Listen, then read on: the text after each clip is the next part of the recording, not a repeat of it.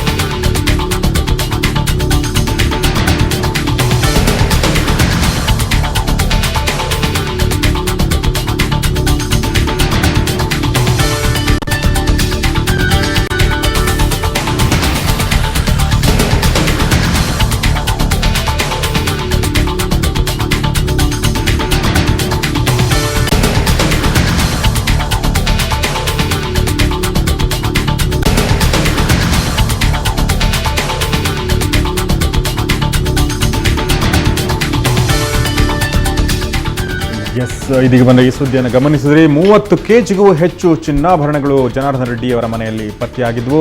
3 ಕೋಟಿ ನಗದು ಸಹ ರೆಡ್ಡಿ ಮನೆಯಲ್ಲಿ ಪತ್ತೆಯಾಗಿತ್ತು. ಇದನ್ನೆಲ್ಲವನ್ನು ಸೀಸ್ ಮಾಡಿಕೊಳ್ಳಲಾಗಿದೆ. ಎಲ್ಲ ಚಿನ್ನಾಭರಣಗಳು ಸುಮಾರು 8 ಕೆಜಿಗೂ ಹೆಚ್ಚು ಚಿನ್ನಾಭರಣಗಳು, ಡಾಬು, ಓಲೆ, ಬಳೆ ಹೀಗೆ ಸಾಕಷ್ಟು ಇತ್ತು.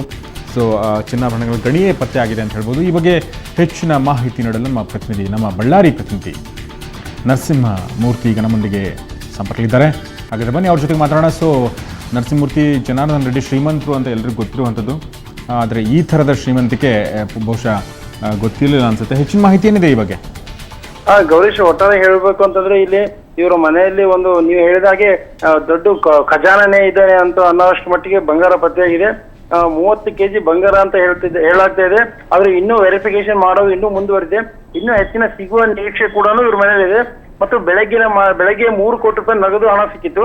ಮತ್ತು ಇನ್ನು ಇವರು Innova car, lance cruiser car ಮತ್ತು ಇತರ ಭಾರಿ ಮೊತ್ತದ ಕಾರುಗಳನ್ನು ಕೂಡ ಈಗ ಸಿಬಿಐ ಅಧಿಕಾರಿಗಳು ಸೀಜ್ ಮಾಡ್ಕೊಂಡಿದ್ದಾರೆ. ಏನು ನಕ್ಲೀಸ್ ಅಂತ ಹೇಳ್ತಾರಲ್ಲ ಆ ತರ 45 ಬಾಕ್ಸ್ಗಳು ನಕ್ಲೀಸ್ ಅನ್ನು ವಶಪಡಿಸಿಕೊಂಡಿದ್ದಾರೆ. ಮತ್ತು ಒಂದು ಚಿನ್ನದ ಕಿರೀಟ, ಈ ತರ ಮತ್ತು ಏನು ಕಿವಿ ಓಲೆಯನ್ನು ಸೇರಿ ಒಟ್ಟು 8 ದೊಡ್ಡ ಪೆಟ್ಟಿಗೆಗಳಲ್ಲಿ, ದೊಡ್ಡ ಬಾಕ್ಸ್ಗಳಲ್ಲಿ ಬಂಗಾರ ಪತ್ತೆಯಾಗಿದೆ. ಇದೆಲ್ಲ ಇನ್ನೂ ತೂಕ ಮಾಡ್ತಾ ಇದ್ದಾರೆ. ಅಂದಾಜಿನಲ್ಲಿ ಮಾತ್ರ ಸಿಬಿಐ ಅಧಿಕಾರಿಗಳ ಮೂಲಗಳು 30 ಕೆಜಿ ಅಂತ ಹೇಳ್ತಾ ಇದ್ದಾರೆ. ಬಟ್ ಇನ್ನೂ ಅಧಿಕ ಇರುವ ಸಾಧ್ಯತೆ ಇದೆ ಅಂತ ಹೇಳ್ತಾ ಇದ್ದಾರೆ ಗೌರೀಶ್. ಸೊ ಹಾಗಾದ್ರೆ ಇದು ಏನು ನೆಕ್ಲೆಸ್ಗಳು, 40 ನೆಕ್ಲೆಸ್ಗಳು, 8 ಬಾಕ್ಸ್ಗಳಲ್ಲಿ ಚಿನ್ನಾಭರಣಗಳ ಜಪ್ತಿ ಏನಾಗಿದೆ, ಇದು ಬೆಳಗ್ಗೆಯಿಂದ ನಡೆದಿರುವ ಪರಿಶೀಲನಾ ಕಾರ್ಯ ಈಗಲೂ ಕೂಡ ನಡೀತಾ ಇದೆಯಾ? ಅಂದ್ರೆ ಇದೆಲ್ಲ ಇತ್ತೀಚೆಗೆ ತಾನೇ ಸಿಕ್ಕಿರುವ ಮಾಹಿತಿಯ, ಹೇಗೆ ನರಸಿಂಹಮೂರ್ತಿ? ಹೌದು ಗೌರೀಶ್, ಇದು ಹೇಗಂದ್ರೆ ಒಂದೊಂದು ರೂಮ್ ಅಲ್ಲಿ ಈಗ ಹುಡುಕ್ತಾ ಹೋದಂಗೆಲ್ಲ ಒಂದೊಂದು ಸಿಕ್ಕಿದೆ. ಸದ್ಯ ಇಲ್ಲಿವರೆಗಿನ ಮಾಹಿತಿ ಪ್ರಕಾರ ಏನು 8 ದೊಡ್ಡ ಬಾಕ್ಸ್ಗಳಲ್ಲಿ ಏನು ನಾವು ಪೆಟ್ಟಿಗೆ ಅಂತ ಹೇಳ್ತೇವೆ, ಹಳೆ ಕಾಲದಲ್ಲಿ ಇರ್ತಕ್ಕಂಥ ಒಂದು ಪೆಟ್ಟಿಗೆ ಇರ್ತಲ್ಲ, ಕಬ್ಬಿಣ ಪೆಟ್ಟಿಗೆ ಅಂತ ಹೇಳ್ತೀವಲ್ಲ, ಆ ತರದಲ್ಲಿ ಕಟ್ಟಿಗೆ ಬಾಕ್ಸ್ ಅಲ್ಲಿ ಸಿಕ್ಕಿದ್ದೇವೆ. ಮತ್ತು ಒಂದು ದೊಡ್ಡ ಬಾಕ್ಸ್ ತುಂಬಾನು ಫೈಲ್ಗಳಿದ್ದು. ಆ ಫೈಲ್ನ ಇದೀಗನೇ ಒಂದು ವ್ಯಾನ್ ನಲ್ಲಿ ಅದನ್ನ ಹೈದರಾಬಾದ್ಗೆ ತೆಗೆದುಕೊಂಡಿದ್ರು ಗೌರೀಶ್. ಮತ್ತು ಇಲ್ಲಿ ಹೇಳ್ಬೇಕಂತಂದ್ರೆ ಈ ಹಣ ಮತ್ತು ಓಲೆ ಬಂಗಾರದ ಐಟಮ್ಗಳನ್ನ ಈಗ ಅವ್ರ ಮನೆ ಕೆಲಸದವರು ಮತ್ತು ನಾವು ಬೇರೆ ಅಧಿಕಾರಿಗಳ ಮೂಲಗಳು ಮಾತ್ರ ಹೇಳ್ತಾ ಇದ್ದಾರೆ ಈ ತರ ಬಂಗಾರ ಇತ್ತು, ನಾವು ಇಷ್ಟು ದಿನ ಇದ್ರು ಕೂಡ ನಾವು ನೋಡಕ್ ಆಗಿದ್ದಿಲ್ಲ, ಇವತ್ತು ನೋಡಿದ್ವಿ, ಇಷ್ಟೊಂದು ಕಿರೀಟ ಇತ್ತು, ಒಂದು ಡಾಬು ಇತ್ತು ಅಂತ ಹೇಳ್ತಾ ಇದ್ದಾರೆ ಗೌರೀಶ್. ಎಸ್, ಧನ್ಯವಾದ ನರಸಿಂಹಮೂರ್ತಿ. ನಿಮ್ಮ ಈ ಎಲ್ಲ ಮಾಹಿತಿಗಾಗಿ ನಮ್ಮ ಪ್ರತಿನಿಧಿ ಹೆಚ್ಚಿನ ಮಾಹಿತಿ ನೀಡಿದರು. ಸುಮಾರು 30 ಕೆಜಿಗೂ ಹೆಚ್ಚು ಚಿನ್ನ ಪತ್ತೆಯಾಗಿರೋ ಬಗ್ಗೆ 40 ಬಾಕ್ಸ್ಗಳಲ್ಲಿದ್ದವು. ಈ ಎಲ್ಲ ಚಿನ್ನ ಸುಮಾರು 8 ಕೋಟಿಗೂ ಹೆಚ್ಚಿನ ಮೌಲ್ಯದ ಚಿನ್ನಾಭರಣಗಳೆಂದು ಗೊತ್ತಾಗಿದೆ.